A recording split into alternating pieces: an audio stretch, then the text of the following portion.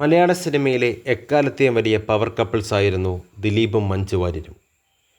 എന്നാൽ കാലം അവർക്കായി കാത്തുവച്ചത് മറ്റൊന്നായിരുന്നു.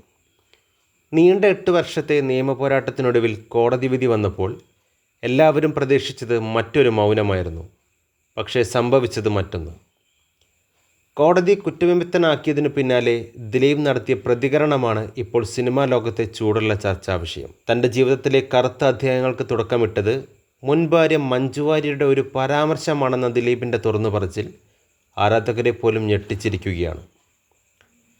മഞ്ജു പറഞ്ഞ ഗൂഢാലോചന എന്ന വാക്കാണ് തനിക്കെതിരെയുള്ള നീക്കങ്ങൾക്ക് ആക്കം കൂട്ടിയതെന്നാണ് ദിലീപ് പരാമർശിക്കുന്നത്. എന്നാൽ ഈ വാക്കുകൾ അത്ര നിസ്സാരമായി കാണാൻ ആരാധകർ തയ്യാറല്ല.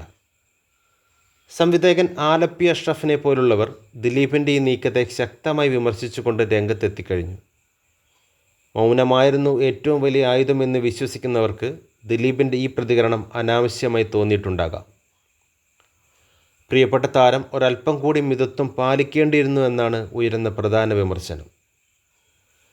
വർഷങ്ങളായി വ്യക്തിപരമായ കാര്യങ്ങളിൽ മൗനം പാലിക്കുന്ന മഞ്ജുവിനെ വീണ്ടും വിവാദങ്ങളിലേക്ക് വലിച്ചിഴച്ചത് ശരിയായില്ല എന്ന വികാരം ഒരു വിഭാഗം പ്രേക്ഷകർക്കിടയിലുണ്ട്. അത് ദിലീപിൻ്റെ തന്നെ ഇമേജിന് മങ്ങലേൽപ്പിക്കുമോ എന്ന ആശങ്കയും സിനിമാ വൃത്തങ്ങൾക്കിടയിലുണ്ട്. ഒരൊറ്റ മുതൽ തുടങ്ങാൻ ഞങ്ങൾ തയ്യാറാണെന്ന് ദിലീപിൻ്റെ കുടുംബം നേരത്തെ പറഞ്ഞിരുന്നു.